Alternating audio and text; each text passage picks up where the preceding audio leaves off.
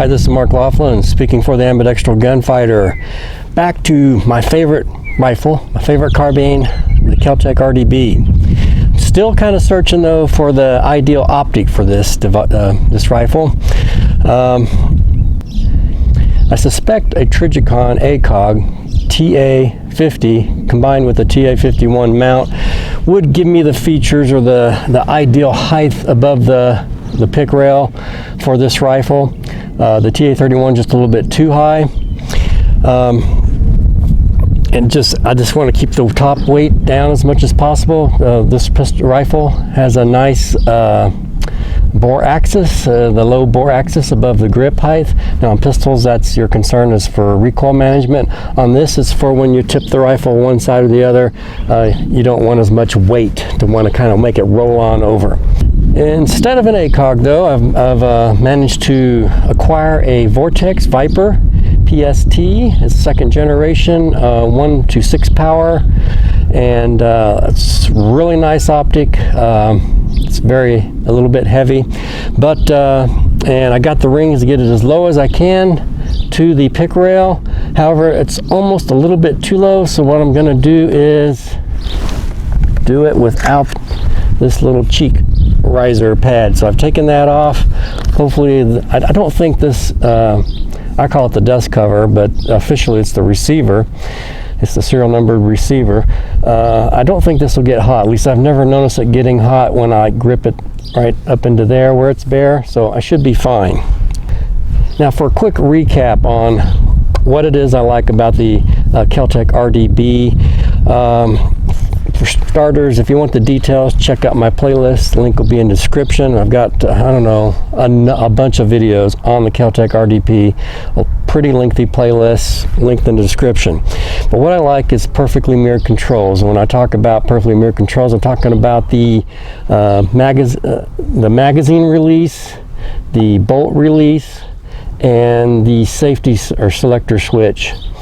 And fortunately, the charging handle's not perfectly mirrored like is on the Desert Tech MDR, but that's a pretty infrequently used control, so it's not that critically important. So anyway, I like the perfectly mirrored controls for ambidextrous use, for ambidextrous optimal use of cover. Now another thing is the downward ejection. Ejects right out the bottom here, so that matters. So no matter which hand I'm shooting from, left or right, I'm not going to get hit in the face with the ejected brass. Like I mentioned, I also like the low bore axis. It's pretty low compared to like the ARs even, or the Desert Tech MDR. The 45-degree safety selector switch, I like that. It allows operation and it doesn't interfere on the opposite side. So if you're working the selector switch with this side, the other side of that ambi switch is not getting in the way or being interfered with by your index finger. So that's nice. This rifle has a 20-inch barrel, and it's in an package, the overall length that's shorter than my AR with a 16-inch barrel. In fact, I think I like 6 inches shorter than my AR-15 with the 16-inch barrel. So basically, I get the extra velocity, extend my reach, in a package that's shorter, more compact than my AR. Now, because not getting shot when the targets are shooting back is key to winning gunfights, that is why I favor the RDB over the AR. And given the price point of the RDB over the Desert Tech MDR, that's why I favor one of the reasons I favor the RDB over the MDR. For example, you could get 2 RDBs for the price of 1 Desert Tech MDR, or you could get an RDB and then put an ACOG on top of it for about the price of 1 naked MDR. Also, be sure to check out my video, I have a link in the description, on explaining why and how the U.S. Army should trial the RDB for the next generation squad weapon. I think you'll find that interesting. The weakness of the rifle is that this kind of a heavy birdcage flash suppressor. The lock nut on it, the way it has that really long threads and the big lock nut, I was hoping to put on a titanium flash hider from Tactical Advantage Armory, and it's just a little bit too different to mate up with that. So I ended up putting that on my Tikka T1X, and so I'm sticking with the bird cage on this. The problem is that heavy flash hider and the lock nut kind of impacts the way this pencil barrel when it's zero. So for example, I'll zero it today with 75 grain ammo, and we're going to test it again, but we'll show that once I got it 75 grain ammo, then we'll try 55 grain, and we'll find that it's going to be 8 minutes of angle off. It's not going to be inaccurate, it's just going to be the groups will be 8 minutes of angle different than the 75 grain. If I take the flash hider off, and I've got one of the videos in the playlist on the RDB talks about this, but if I take the flash hider off, then most of your bullet weights, they group pretty close together. So you could change bullet weights, and while you should re-zero, of course, but it would be close enough for most uses. This is a second focal plane optic, so the reticle remains the same size no matter what your magnification. So when the magnification is set full on at 6 power, we've got 4 minute of angle stadia subtensions in the reticle. If I go all the way down to 1 power, no magnification, those should be about 24 minute of angle. So figure offhand at 1x power, with a 5-inch hold under at 150 yards, I'd probably use the target to estimate hold under rather than the reticle. I'd like to have a stadia line that's maybe above the center of the crosshairs, at least one. It's maybe 2 or 3 minute of angle above that, a couple maybe, so that I could do the hold unders for my intermediate range shots. But I think I can, I'm kind of pretty used to estimating that, doing the whole shooting dead on at 150, shooting kind of for the belt buckle, and then shooting dead on for 2 and 3, and then holding up for kind of the head for 400 yards. So we'll see how this all works out. Could with these external these nice turrets, I could easily dial in a minute of angle adjustments for elevation or in windage. But and then with these, since these have the resettable dials on them, it'd be easy to make sure I return them back to the proper setting when I'm done. The weight of this optic is a little bit heavier than I like. It's 22.7 ounces, and it's not just a matter of loadout weight, it's just weight that's up high, that wants to roll over and tip over, and that really comes into play if you dive. So if you're diving and you bring like in paintball, we bring the rifle over on its side, like so, kind of like that, and you dive. With that heavy optic, it's going to want to roll on over. Also, it puts weight more at the front, so it's more likely I'm going to get that muzzle to plow into the ground and pole vault me and probably foul up my barrel. And it's also just more weight for when snapping out from behind cover or snapping up, snap shooting from a low ready position. It's weight that you have to accelerate and move up, and the weight you have to stop once you got it moving. The eye box is fairly unforgiving on this optic. You really have to be in just the right spot. It's just a little bit up, and you're into the darkness, and just a little bit to one side or the other, and you're into the darkness. So you have to be pretty perfectly aligned behind this for it to work. The throw ring is pretty long, and right now it's just slow. Maybe it'll loosen up, but it's really stiff. If I had maybe a lever on it, it'd be all right, but it's just a long ways to go to get from 1 to 6 power.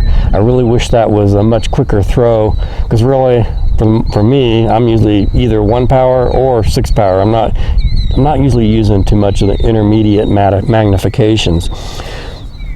So does the added accuracy justify the extra weight and the challenging eye box? We'll just have to try shooting from some field positions and see how big a difference our accuracy is at, say, 200, 300 yards. Home defense, I'd probably favor a red dot like I've had mounted before, far forward on the rifle. But for, you know, maybe the LPVO as a go-to-war where you want your intent is to engage at distance, maybe the LPVO is worth its weight, at least worth its weight in silver. So what I'm going to do today is I'm going to zero this optic. We're going to zero it for a 34-yard near zero, which will give us a 310-yard, just calculated, 310-yard distance zero. Now I could do it at 25 yards and look for the impact to be 0.7 inches low. The height of the optic above the bore, that's what's kind of making this a little bit different than almost any other rifles I've been zeroing, is 2.65 inches. So that's a fairly a decent amount of height above the bore for the optic. And so anyway, I'm going to plan on zeroing at today at 50 yards and look for the point of impact to be 1.1 inches above point of aim. So as that trajectory comes up at 50 yards, it'll be 1.1 inches above the line of sight. And but I'm going to start today at 15 yards because given that this was on a much different rifle, it was on a bolt action rifle before, and it was really low to the bore, and it was zero for that rifle. So I'm going to check today at 15 yards, and I'll be looking for my point of impact to be about 1 1/4 inches low below my line of sight at this range. And so just basically I want to make sure I'm on paper before I go to 50 yards. So if it's within, say, 3/4 of an inch or 1.5 inches below my point of aim, then I'm going to call it good and we'll go to 50 yards and finish zero. So I'll fire one shot here today at 15 yards and then we're going to move to 50 yards once I get the scope set enough that I know we're on paper at 50. With the 34 and 310 yard zero, 34 near, 310 yards distant zero, we'll have their trajectory where at the intermediate ranges it'll be 5.3 inches high, and our maximum point blank range will be about 360 yards. So that'll be pretty cool.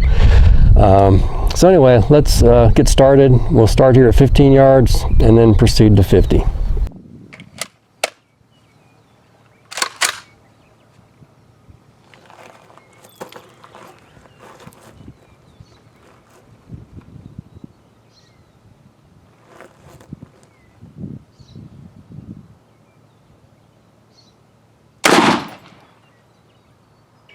Okay, so here's my my kind of check to make sure I'm on paper shot at 15 yards, and it's there's aiming for the center, and I'm about 1, 2, 3, maybe 4 inches low. So we wanted to be 1 1/4 inches low at this range. So say I got to bring it up 2 3/4. So bring it up 1, 2, and then about 3/4 of an inch, and that'll put us about where we want to be, so we'll be on paper. So at this range, I'm going to figure that every inch is 8' of angle. That'd be 12.5 yards, but close enough. We'll figure 8' of angle. So we'll go in, dial in some clicks. So 2 3/4 times 8 and 16 plus 6, so 22" of angle up. We'll remove the cover for elevation. Our windage was pretty much on, and these are, so we got to bring it up 22" of angle. These are ½ minute of angle per click, so up 44 clicks.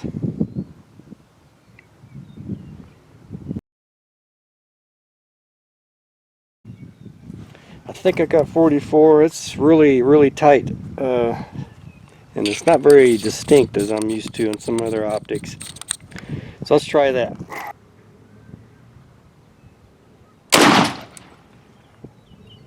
Alright, aiming for there.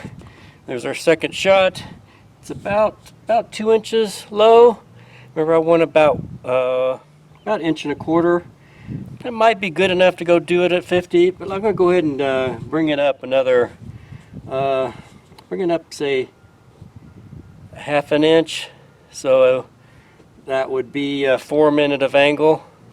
So let's go ahead, dial in 4 minutes of angle and one more shot. Okay, so we got to get 4 minutes of angle. Remember, it's half minute of angle, or half a minute clicks. So 8 clicks up. 2, 3, 4, 5, 6, 7, 8.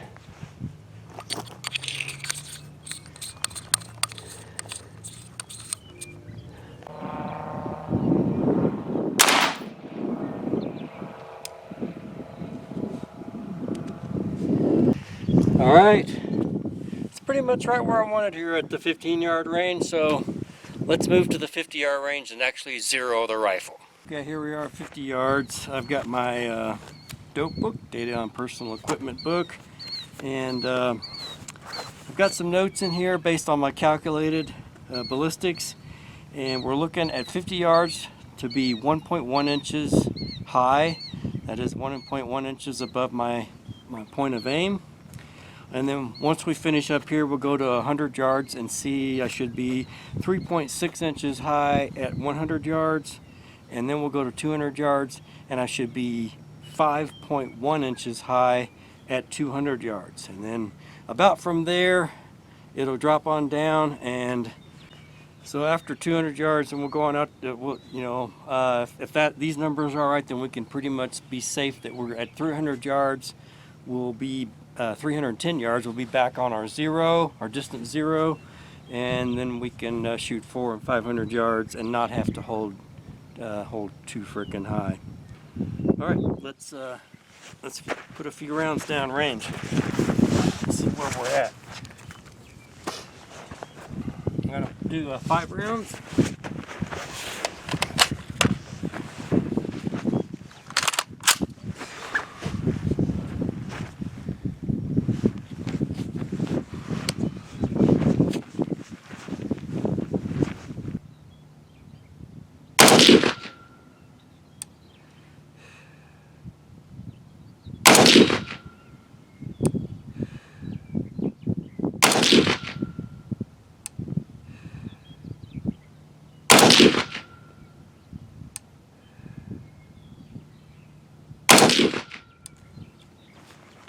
Using kind of I'm not using a shooter sling, I'm using my tripod elbows.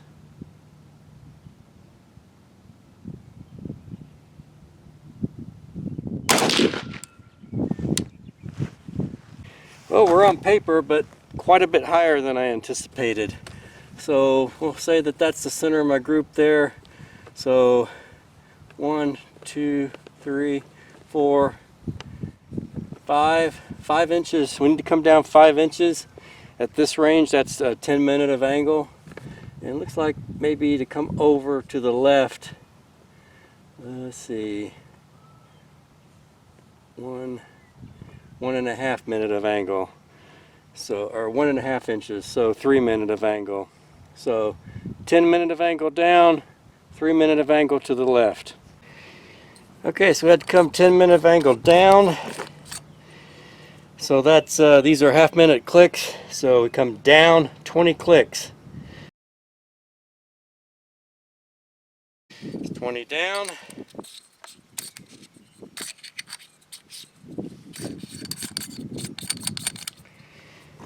And we need to come left 3 minutes of angle.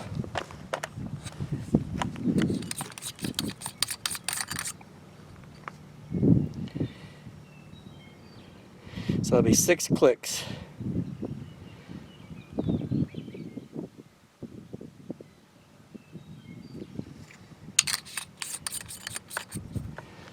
Okay, should be right on.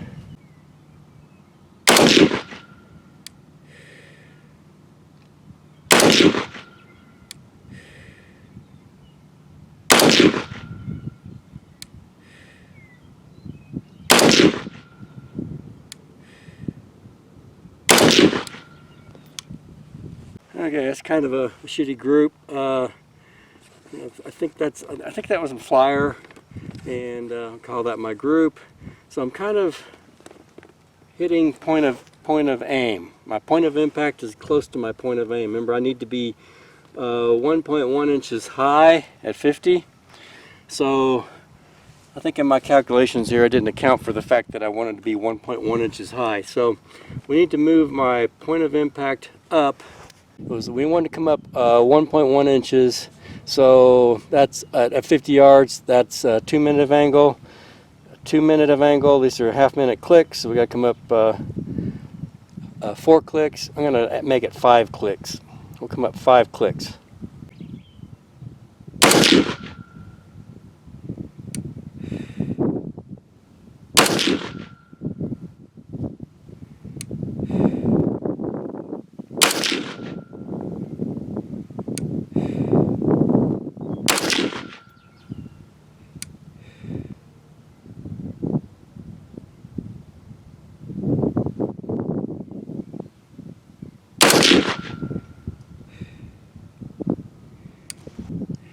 Okay, so I think we got about the elevation about right. After spotting my shots through my scope, I decided to add 1 click back to the left, and so I think we're ready to go to 100 yard, and we'll see if, okay, so we've got her zeroed here at 50, 1.1 inches high, and so we'll reset the caps, and then we'll go check things out at 100 yards. Okay, so we're gonna zero our turret. So basically I'm gonna loosen this or remove this nut here. This hex key nut.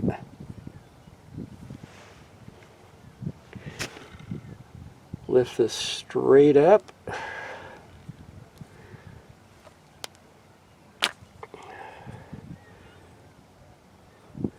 And rotate it. I hope I didn't move it around to where the zero is now at my right there at the dot.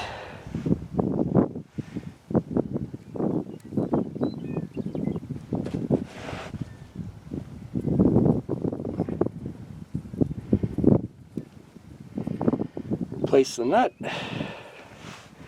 and now I can dial in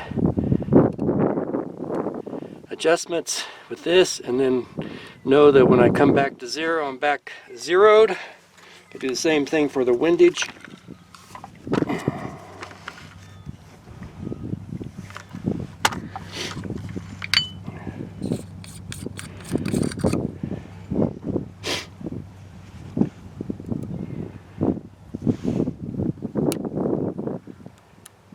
Just make sure that my turrets don't turn as I'm removing this.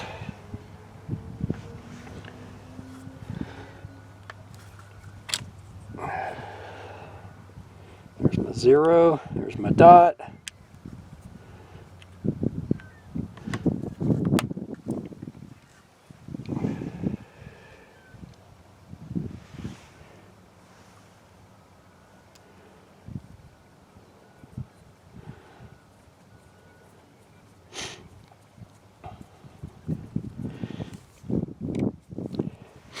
And now I can make windage adjustments, and you know, if I need to adjust, move the point of impact to the right, say 5 minutes angle for a wind, can do that, and then easily find my way back to zero. Okay, so while we're here at the 50 yard range, I'm gonna throw some 55 grain down at a fresh target, and we're going to check and see if we have our 8 minute of angle variance from the 75 grain, just to confirm that that's still happening, still a thing. And wanted to do that at 50 because that way I think I'll at least stay on paper.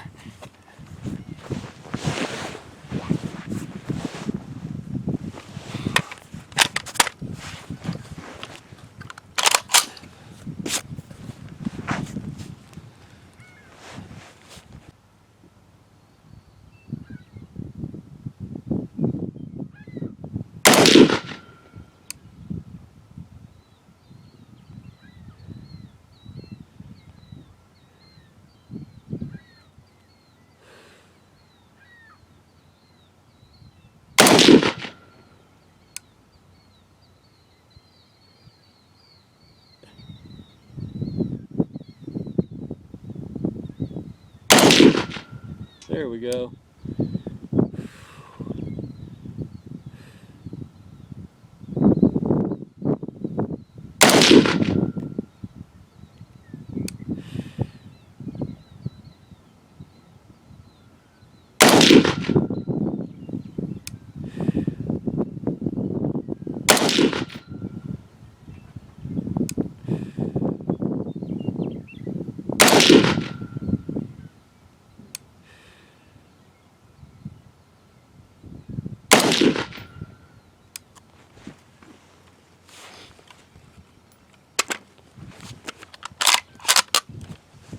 Well, it is still a thing. I started off shooting for the center and they were going up there somewhere. So I started aiming for this, and there's my point of impact. Decent group, but so 1, 2, 3, 4, 5, 6, 7, 8. So about 9 inches to there. But remember, at 50 yards, we were 75 grain. We're zeroed for an inch point something high. So about 8 inches. This is basically 8 inches higher than we would than the 75 grain. That's really weird. I do like the group better. I may have to just switch to going to 55 grain on this rifle and re-zero for that, huh? That's quite a bit better than I was doing with the 75 grain. Sure got a lot more of that too.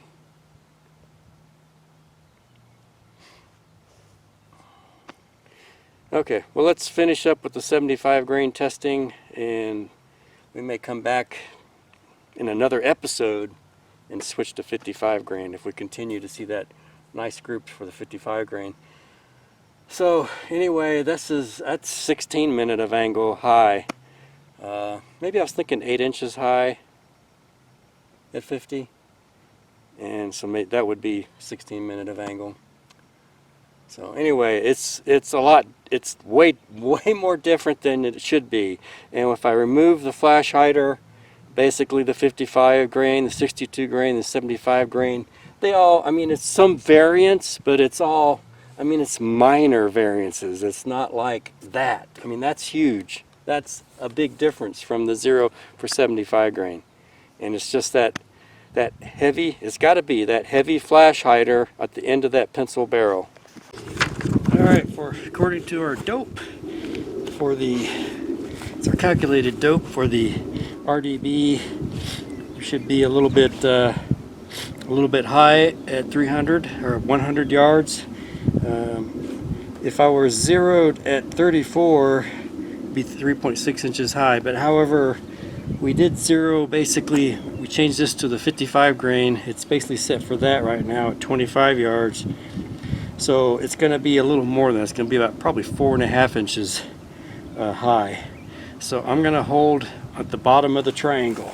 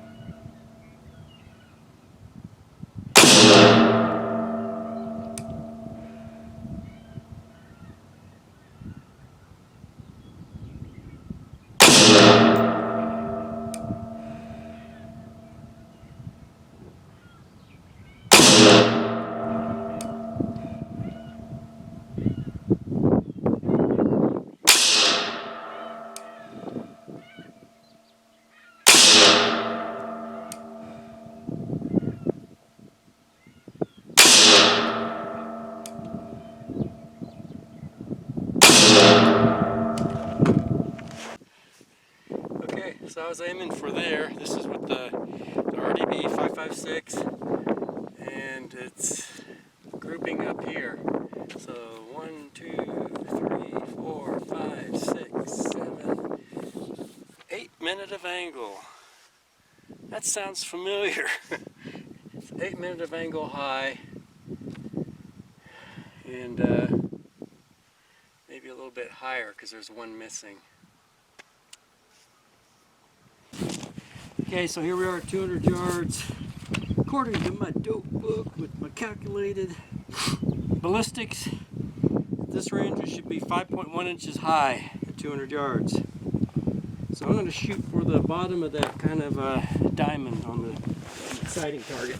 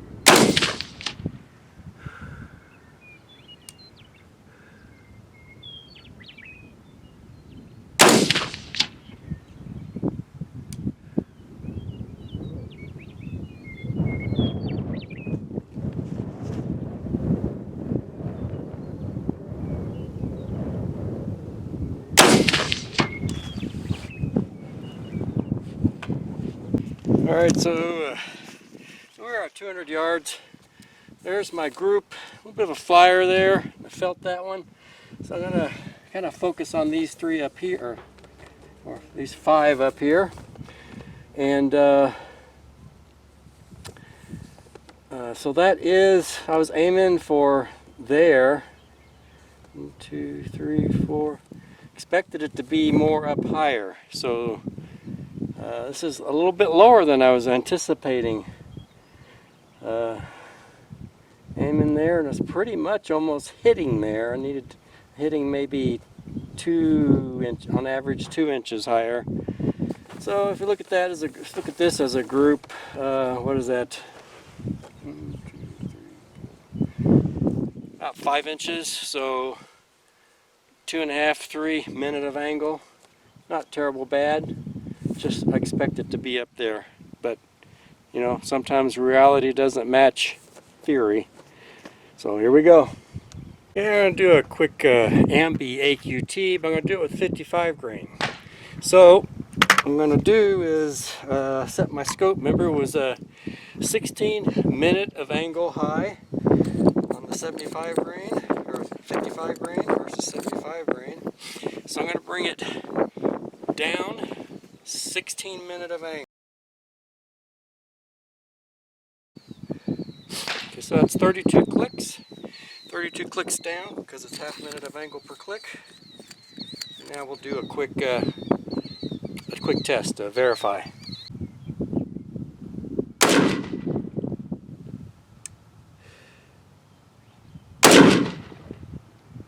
Those shots were about an 2.5 inch low. Good windage, so I'm going to bring it back up. So 1.5 inch low at 25 yards. That's 6 minute of angle. Got to bring it back up 12 clicks.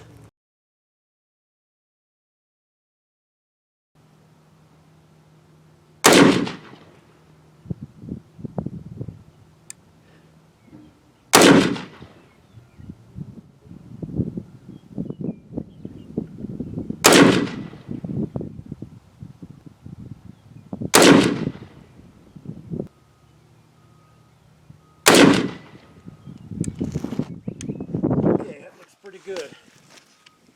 Here we are set up for Ambi AQT. I've got the cover. these 2 stacked barrels here.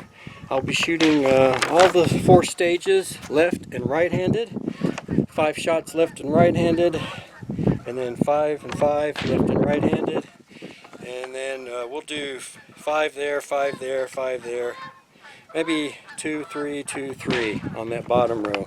So 5 on each, or 10 on each stage total, but 5 half shot left, half shot right, shooting around cover. Kind of what the ideal is kind of get a feel for how the RDB maneuvers with this heavier optic.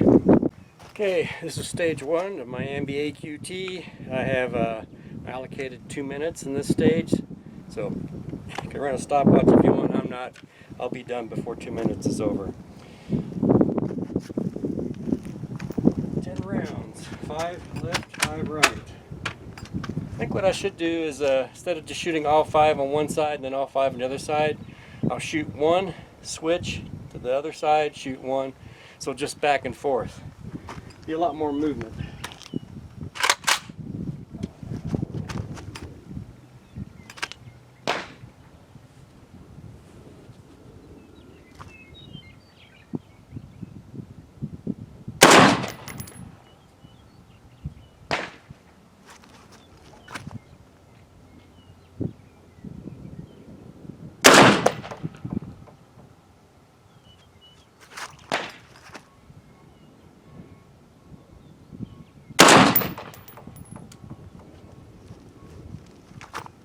Shots right-handed are all going a little bit low.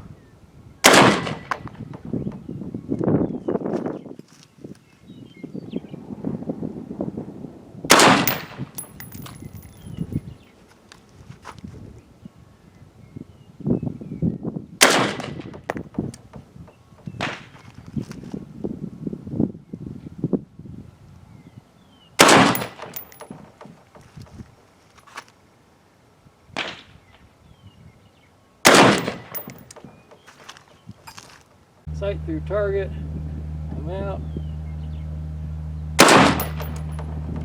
switch to left, sight to where you think the target's at, pop out.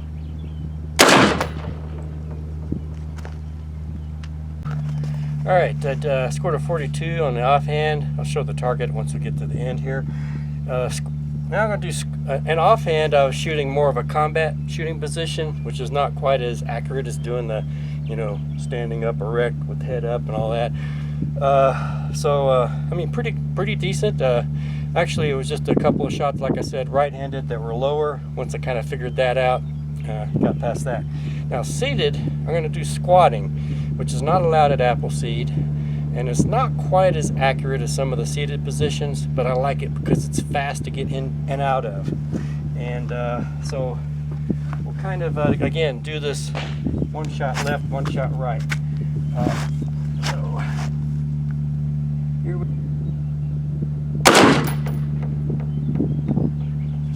go again. I have to click up some stuff here. I'll get that solved. Now this is where, when you're getting close to cover, that old C-clamp stuff, you're getting in the way of your cover. So this helps. I could actually get up tighter to cover here, the way I'm holding the rifle.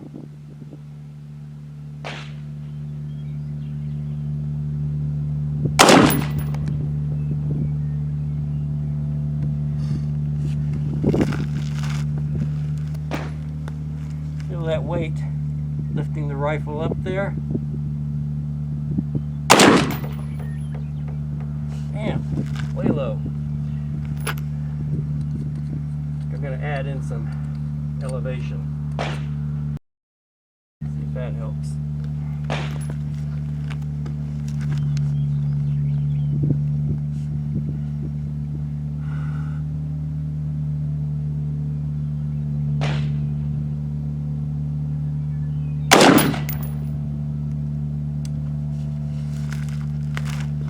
Rifle up, down, over.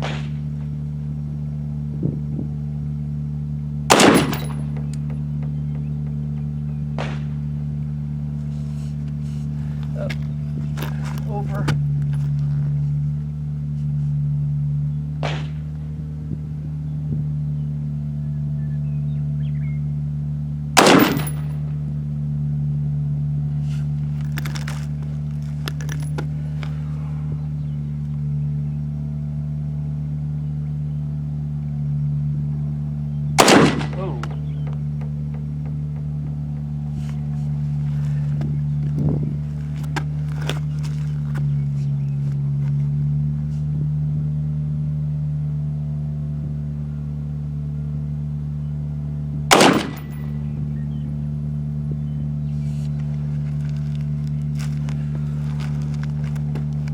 was it.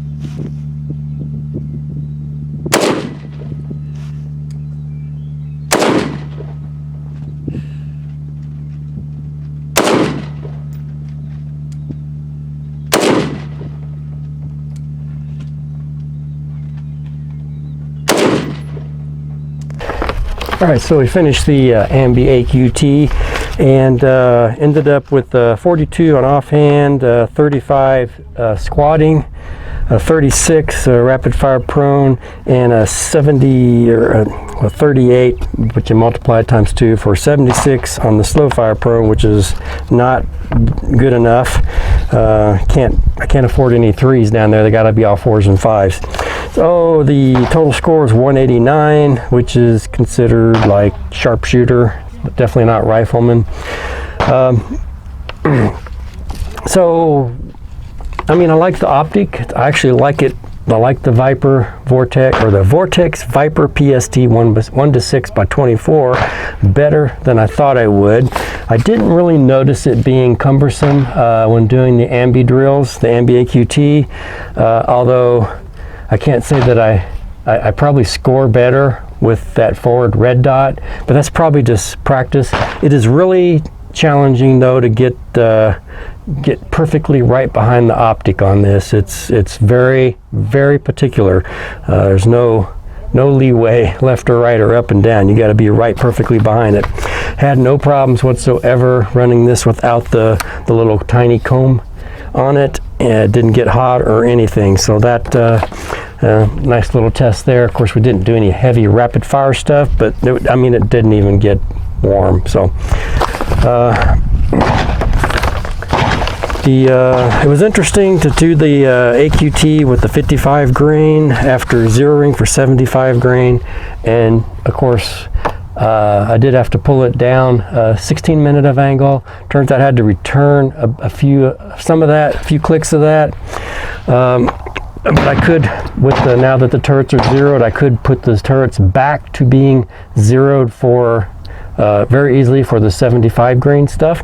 So right now I've got it set for 55 grain, and if I want to go to 75 grain, I put the turrets at 0. So that's a neat feature of these turrets with respect to this particular rifle, with its issue with different bullet weights due to that, something to do with that flash hider out there. Otherwise, I mean, the rifle, I mean, it just feels natural going left and right with it. It feels just like a paintball gun. It just handles really well. Do notice a little bit of top heaviness, and I didn't do any diving with it today, but I can tell that it would be an issue diving. It would want to roll over and probably dig the muzzle, and muzzle would probably dig into the ground. So I probably have to dive gripping a hold of the forward grip and kind of resting the rear grip, using the foregrip like that, dive like that. That would be a way to do that. Still looking at options. I think I might keep this on here for a while.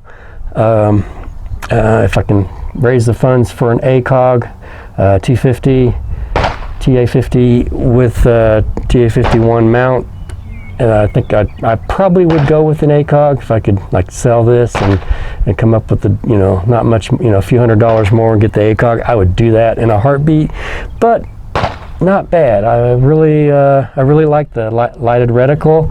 That helps a lot when switching eyes, to help get your brain to go, that's what I need to focus on, is that reticle there. And then lighted reticle gets the brain's attention. So that's a benefit to that. And the ACOG, of course, has that as well, a lighted reticle. Again, I like all the features on this rifle, like the Ambi features. The trigger is just phenomenal on this. In fact, it's a couple times it caught me, surprised me, and well, I thought I was taking up the slack. There wasn't slack, it was just a very light trigger. Safety, I love that safety, that 45-degree switch and no interference on the other side, so that's nice. I do wish it had the MDR bolt release on the bottom of the mag well, but over the top's not too bad. I know some people do this, just grabbing one side of this. I just find that reaching over the top and doing both down is, I get a more reliable, you know, it just seems more reliable doing it that way. So anyway, this is Mark Laughlin with the Ambidextrous Gunfighter. Hope you enjoyed the video. Please like, share, and subscribe. We'll have more stuff coming. Thanks for watching.